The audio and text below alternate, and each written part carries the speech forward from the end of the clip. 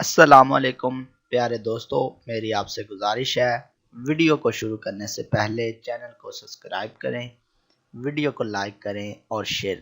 بسم اللہ الرحمن الرحیم۔ طالوت کی بادشاہی۔ بنی اسرائیل کا نظام یوں چلتا تھا کہ ہمیشہ ان لوگوں میں ایک بادشاہ ہوتا تھا جو ملک کا نظام کرتا تھا، اور ایک نبی ہوتا تھا جو نظام شریعت اور دینی امور کی ہدایت و رہنمائی کیا کرتا تھا۔ اور یوں دستور چلا آتا تھا کہ بادشاہت یہود ابن یعقوب علیہ السلام کے خاندان میں رہتی تھی، اور نبوت لادی بن یعقوب علیہ السلام کے خاندان کا ترہ امتیاز تھا۔ حضرت شمویل علیہ السلام جب نبوت سے سرفراز کیے گئے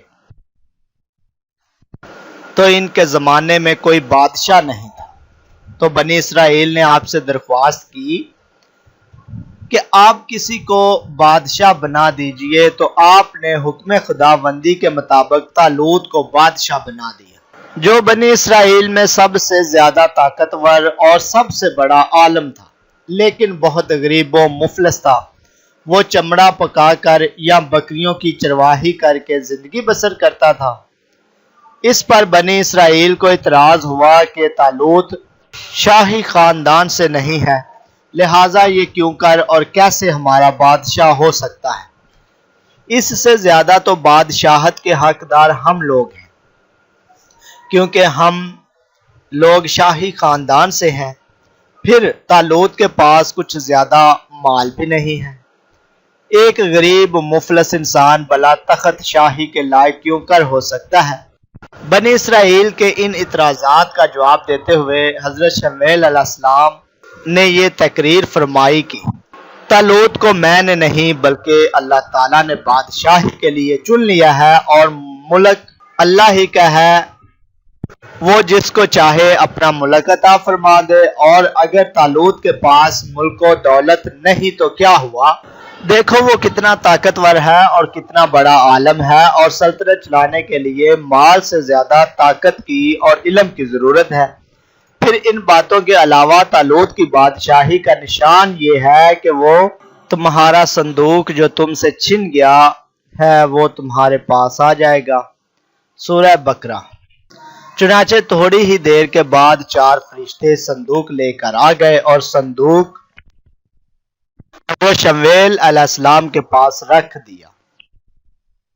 یہ دیکھ کر تمام بنی اسرائیل نے طالوت کی بادشاہی کو تسلیم کر لیا، اور آپ نے بادشاہ بن کر نہ صرف انتظام ملکی کو سنبھالا بلکہ بنی اسرائیل کی فوج میں بھرتی کر کے قوم عمالقہ کے کفار سے جہاد بھی فرمایا۔ اللہ تعالیٰ نے اس واقعے کو قرآن مجید میں فرماتے ہوئے اس طرح ارشاد فرمایا، جس کا ترجمہ یہ ہے کہ اور ان سے ان کے نبی نے فرمایا کہ بے شک اللہ تعالیٰ نے طالوت کو تمہارا بادشاہ بنا کر بھیجا ہے۔ ان لوگوں نے کہا کہ ہم پر اس کی بادشاہی کیوں کر ہوگی، کیونکہ ہم اس سے زیادہ بادشاہی کے مستحق ہیں اور اسے مال میں بھی۔ آپ نے فرمایا کہ اللہ نے تم پر بادشاہی کے لیے چن لیا ہے، اور اس کو علم اور جسم میں کشادگی دی ہے، اور اللہ اپنا ملک جس کو چاہے عطا فرما دے، اور اللہ وسعت والا اور علم والا ہے۔ اور ان سے ان کے نبی نے فرمایا کہ اس کی بادشاہی کی نشانی یہ ہے کہ آ جائے گا تمہارے پاس وہ صندوق جس میں تمہارے رب کی طرف سے دلوں کا چین ہے، اور حضرت موسیٰ علیہ السلام اور حضرت ہارون علیہ السلام کے ترکہ کی بچی ہوئی چیزیں ہیں، جس کو فرشتے اٹھا کر لائیں گے۔ بے شک اس میں تمہارے لیے بہت بڑی نشانی ہے اگر تم ایمان رکھتے ہو۔ درس ہدایت۔ اس واقعے سے بہت سے مسائل پر روشنی پڑتی ہے۔ ایک بہت ہی واضح درس یہ ملتا ہے کہ اللہ تعالیٰ کے فضل اور اس کی نوازش کی کوئی حد نہیں ہے۔ چاہے تو چھوٹے سے چھوٹے آدمی کو منٹوں کے سیکنڈوں میں بڑے سے بڑا آدمی بنا دے۔ دیکھ لو کہ حضرت طالوت ایک بہت ہی کم درجے کے آدمی تھے، اور اتنے مفلس تھے کہ یا تو دبگر تھے جو چمڑے کو دباغت کر کے اپنی روزی حاصل کرتے تھے، یا بکریاں چرا کر اس کی اجرت سے گزر بسر کرتے تھے،